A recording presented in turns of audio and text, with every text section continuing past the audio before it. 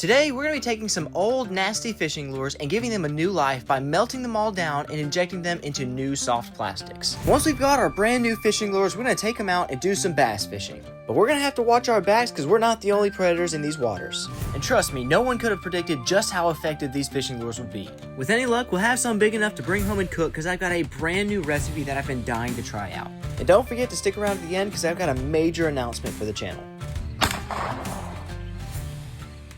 There ain't nothing better in life than finding free fishing lures, but it's not just the hard plastic ones that you can keep. When I go to the boat launch or other public fishing spots, I like to collect all the soft plastic lures as well, and that's where we start today. So this is 1 month's worth of collecting lures that I found. Now some of these, like this one for example, is actually one that Turbotastic sent to me, but I tore the lip up on it, so I'm remelting it to use it again. Some of these things I found just laying around on the bank. Some of them are lures that I've used and torn up. But all of these would have been going in the trash if not for today. Now, I'm not entirely sure what color these are going to make when they all mix together, but we're going to find out and try to catch some fish with it. Soft plastics are one of the easiest things to recycle, and as long as you have the molds, it's an infinite supply of free fishing lures. We've got the stove on. We're going to wait for this stuff to get really hot and melted, and then we'll mix it all together and see what color we're left with. All right, I did add a little bit of soft plastic to the bottom, like this liquid, just so that we don't have scorch marks at the bottom from where some of them are cooking and burning instead of just melting all the way through kind of together. So it does look like a little bit of a soup right now, but once it heats up, that white will start to turn clear. So this plastic is not going to affect the overall color. It's just going to help everything melt a little bit better and smoother together. For the actual style of lures, we got two different types of flukes. So these two are the same. That's a different kind of fluke. We got Senkos, and we've also got some dragon tail worms. So I'll show y'all what those look like in just a little bit.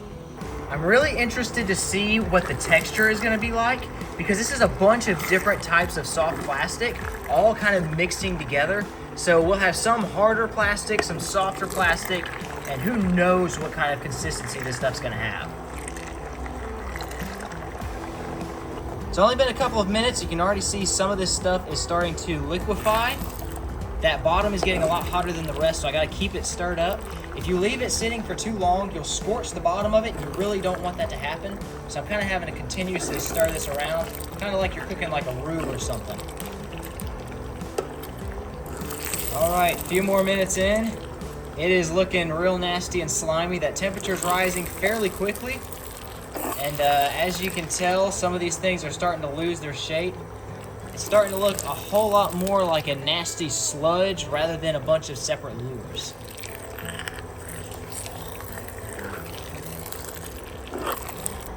Now, just so you guys can see, this is the last time I made some like recycled soft plastic. It usually turns out some kind of green or brown color. And if you can see really closely, there's like 10 different types of glitter from all the different types of fishing lures that are melted into this block. The longer it goes, the less it looks like a bunch of different lures, and the more it kind of looks like a witch's cauldron. It's kind of bubbling up around. You got to keep it stirred up so it doesn't burn. But man, it is looking nasty. So far, it's kind of looking like a gray sludge, but we still have a lot of greens, blues, whites, reds, all kinds of different colors that still need to melt together. So who knows what it's going to end up looking like at the very end. If you can see there, it's kind of hard in the lighting right now. There's a million different colors of glitter. There's blues, reds, golds, silvers, greens, all kinds of different stuff. So when this is finally done and fully melted, I think it's going to look really cool. But there's so many chunks in it right now, and it just kind of looks like a gray slop. All right, got a couple stubborn chunks that are waiting to melt up here on the top. But for the most part, it's kind of almost done. And you can see it's just turned into a gray color with a whole lot of different rainbow glitter colors. The sludge is ready for injecting. It's like a slight green tint with a ton of different kinds of glitter, but it looks almost like a grayish color. So it's like a grayish green and a million types of glitter. Okay, we got our injector here. I'll pull some in, I'll push it back out. I'm just trying to heat up this tube. If you let it cool down too much, it'll actually block up in the middle of trying to inject. And we really don't want that, so We'll do it a third time, and now let's inject it in.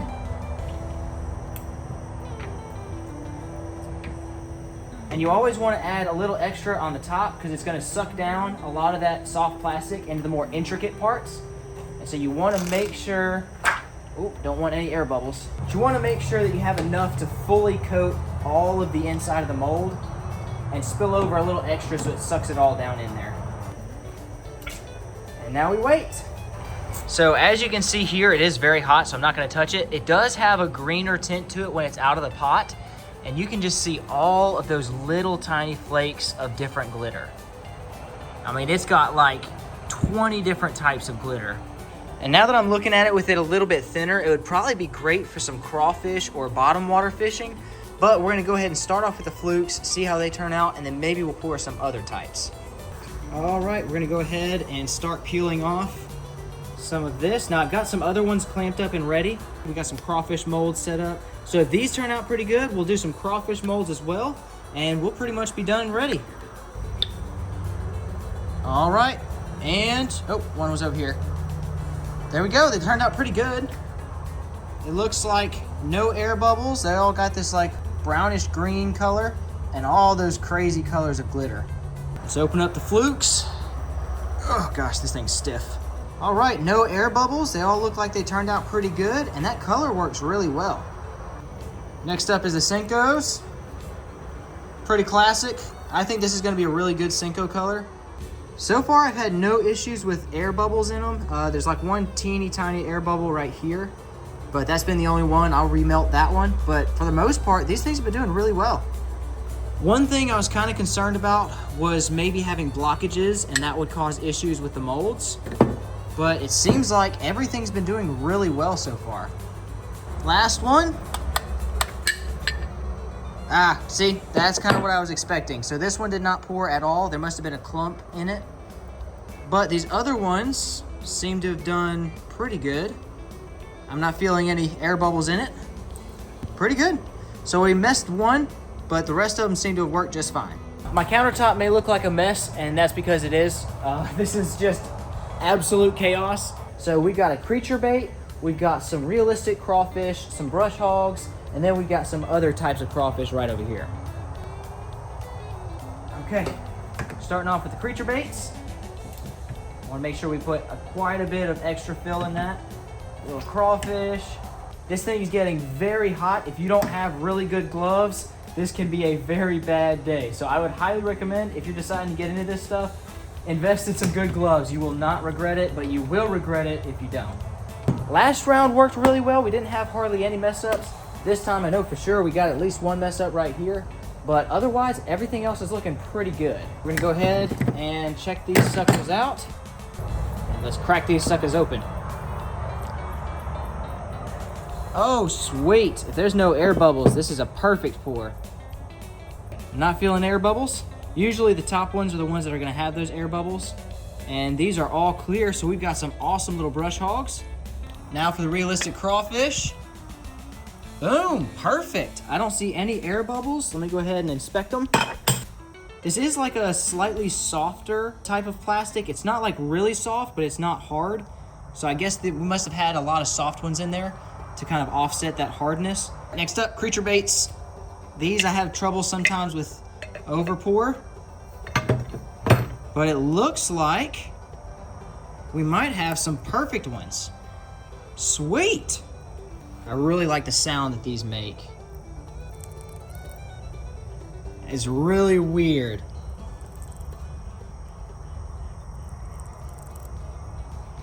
But there we go. Not a single screw up so far. Well, that is until we get to this one, because I know this one's screwed up. I guess these are kind of old and rusty, so they must not have tightened tight enough, because this one shot it all out the top. So if I even can pop it open, it's overspilled. That is salvageable. I mean, I could cut that, but I don't feel like doing all of that. And honestly, those realistic crawfish, in my opinion, are better than these. So I'm just gonna throw these back in the melter. And let's check our final one right here. Last little crawfish. It's a similar style to that last one. Oh man, we must have had a clog. Dang.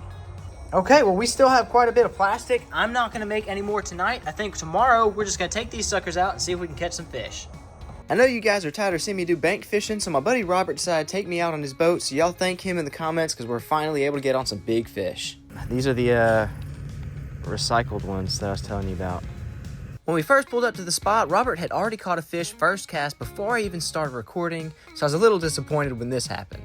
No way. That's like cast number 3, right? Dude, a good one too. Okay, spinnerbaits are definitely the way to go right now. I can get a little bit competitive when it comes to fishing, and Robert was putting a hurting on me.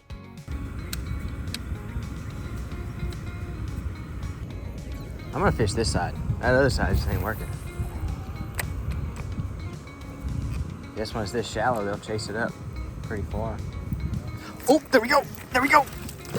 A little dink, but especially compared to the ones you've been catching. But there we go, on the recycled soft plastic. Oh, he just stabbed me with a hook. Look at that, little bitty buddy. I'm just gonna drop this sucker back. Ain't no use in keeping him. Seems like they're right in this little opening.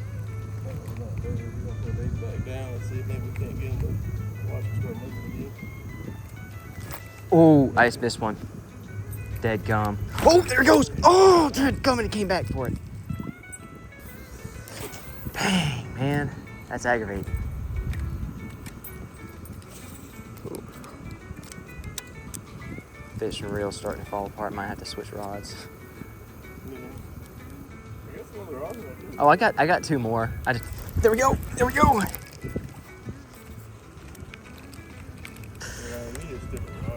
I do. I know. This thing it's more for micro fishing and gummit. Well, I gotta catch up. I got like 4 pounds of fish to catch up to you.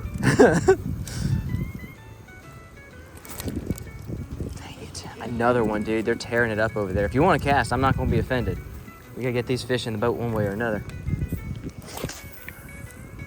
Come on. Oh, right there. Oh no. What if it came off the side of the wall and did it? That would be crazy. I think I'm gonna let it take it a little longer before I set the hook and like reel up and actually like be able to set it proper. I get real excited when I get a bite and I just start yanking. In the middle. And he was, all our boxes and stuff in our old boat were like right here. Oh, he came back for it.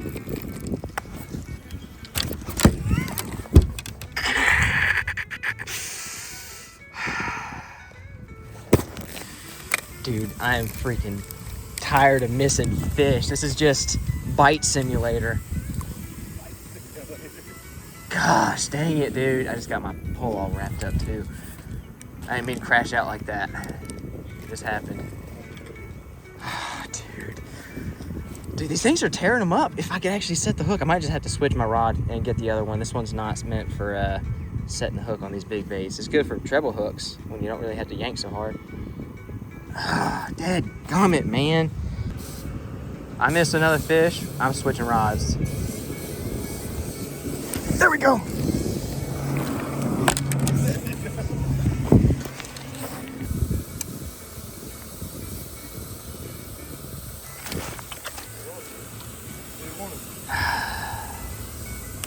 I even waited for him to chew it for a second. He might have honestly chewed it and spat it out because I felt the thump and I just stopped. I was like, nah, let him eat for a minute. Yeah, man overboard.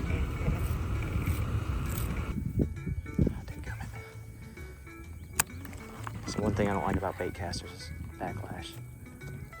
Oh, there you go.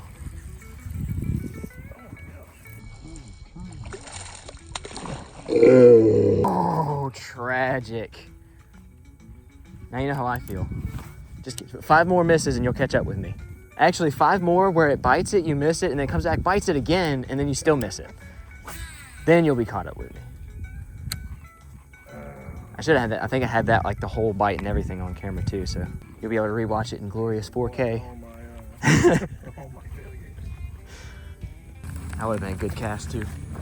Nice. Good one. You've been catching some solid ones. I'm over here catching leaves. Goodness gracious, that was way too hard. There we go. You caught that one on the weightless? I mean, no, weighted. No, Texas rig. Got us a little crawfish. Oh yeah, that'll work. You know, people can call them crawfish, they can call them crawdads, but crayfish, nah. You lose respect if you start calling them crayfish. Could you imagine somebody saying, I'm going to a crayfish boil? Well, upset my northern audience. Crayfish, yeah, you never heard them call that? It's somewhere up a little bit more north. I believe that's in like the northern states. They call them crayfish. Crawdads is like a middle of the country kind of thing, if I'm not mistaken. And then, of course, the true red-blooded Americans down south, we call them, yeah, the people who are eating them, we call them crawfish. But I'll accept crawdads. I'll accept it. Suboptimal, but it's okay. You don't lose all respect. You gave it a shot. You tried. Crayfish, you're not even trying.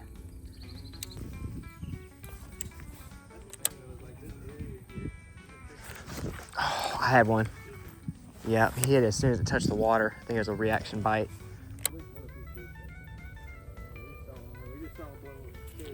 Here we go. Oh, he bit it right here.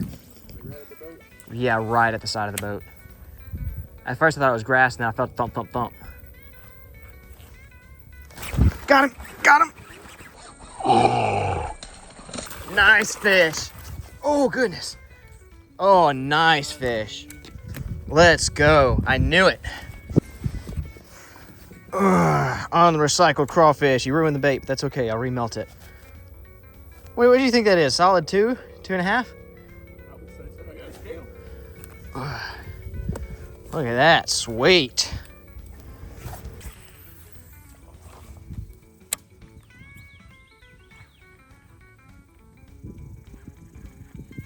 Here we go.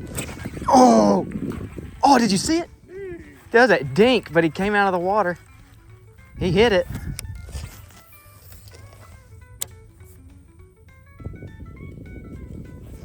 There we go. I told you, right off the side of the boat, dude. Not a great one, but probably bigger than my first fish of the day. Oh, goodness. Let's go.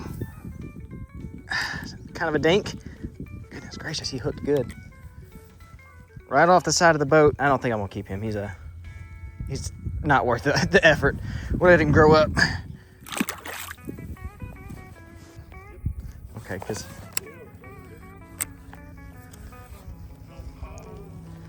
there we go. They seem to be biting low. Here we go. Oh, got him. Got him. Oh, dang.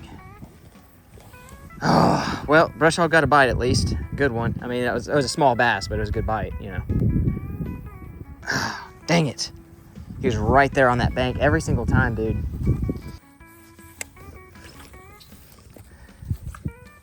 Got one.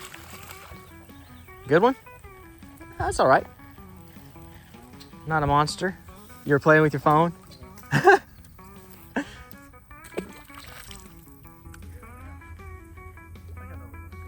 Boom! Oh, dude. That was a strong thump. Oh, he must have hit it and then spat it right back out to bite it again.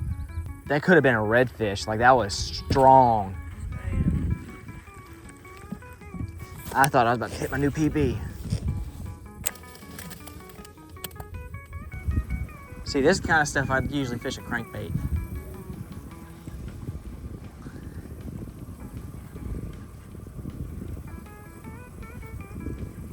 Boom! Oh! I need to stop saying boom. Every time I say boom, it misses.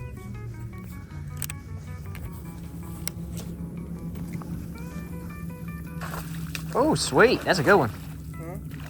Dude, that's a nice one. That's the biggest. Sweet. Doing that on the phone. Gotta show off. There you go. Honestly, I'm thinking about possibly doing like a drop shot rig with that, I call them dragon tails. That little diamond tail or whatever. There we go. Oh, no, hung up. Dang it.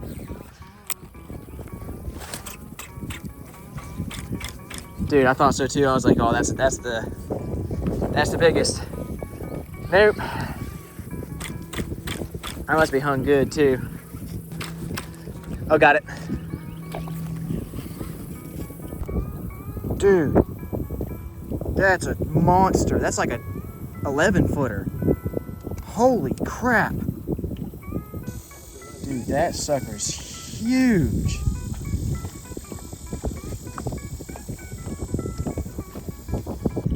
Oh, another one. Not the biggest, but bigger than mine from earlier. Oh, he's fat. Look at that belly on him. Jeez. Fat boy. Great. Put my phone down from Robert's catch and then immediately got him on that little dragon tail worm. Let's go. That one's probably about the same size as the one you just caught. Sweet. All right, we caught quite a bit of them. So this is my big one.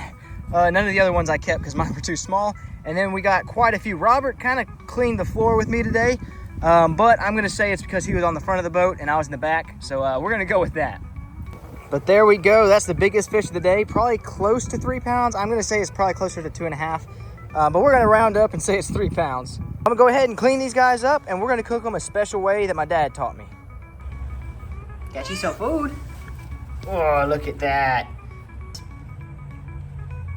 There you go, good girl.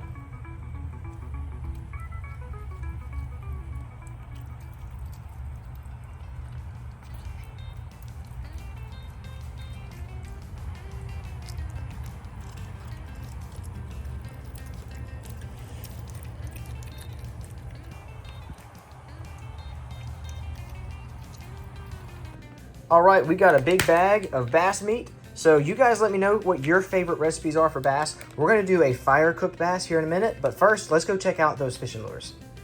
All right, after a long day of fishing, we have an entire bag full of used, messed up fishing lures. And the great part about it is we can just throw this back into the melter and melt some more. And there we go. We'll melt all of those down. I'll have to get some of these pieces of string and stuff out. But we'll melt all of that back down and we'll have even more fishing lures. And since I've got your attention, I'm actually going to be selling a very limited quantity of these recycled fishing lures. So if you want to pick some up, check the link in the description down below and pick up some of your very own recycled fishing lures. But that's enough about that. Let's go ahead and go cook that bass my favorite way. All right, I'm gonna light this up, get a nice fire going, and then once it's burned down to more of coals, we're gonna put the fish right on top of it. Now, I wanted to do my dad's famous lemon pepper campfire bass, but we had to change plans. So you're gonna set out your tin foil and put a little bit of butter on the bottom. Now, usually I use lemon pepper seasoning for this, but mine has kind of solidified into a chunk and it's gotten moisture in it.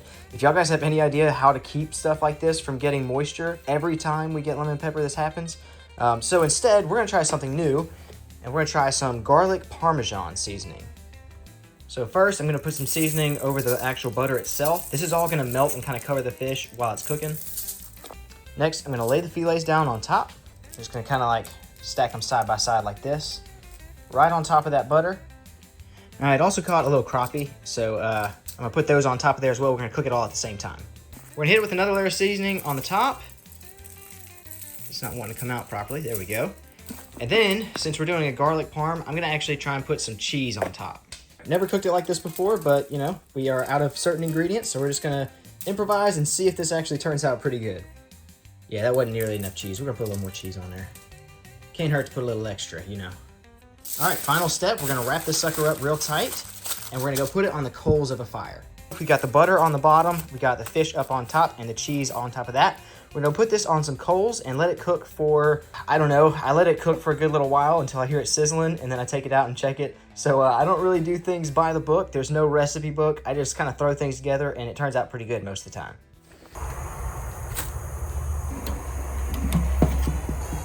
All right, I think it's about done. I can feel it sizzling in there. We're gonna take it inside and check. Oh my gosh, it smells heavenly. And let's see if we can unravel this. It's very hot, it's definitely gonna be done. Oh my gosh, the smell is amazing.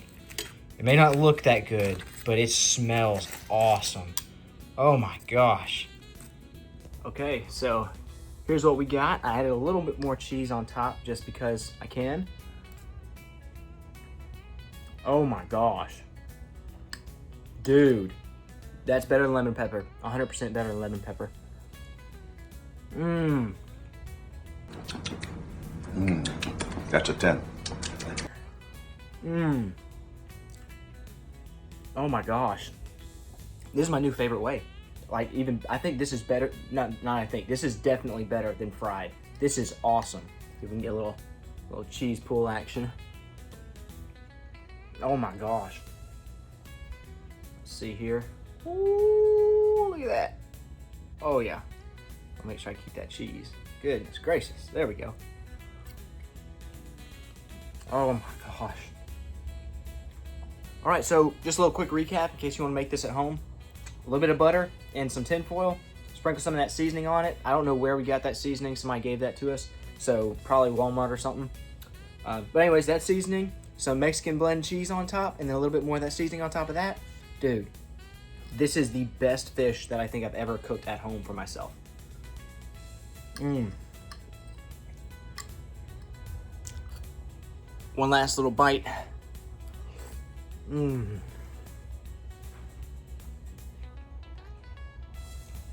I can die a happy man now. Now before you go, we have one last announcement.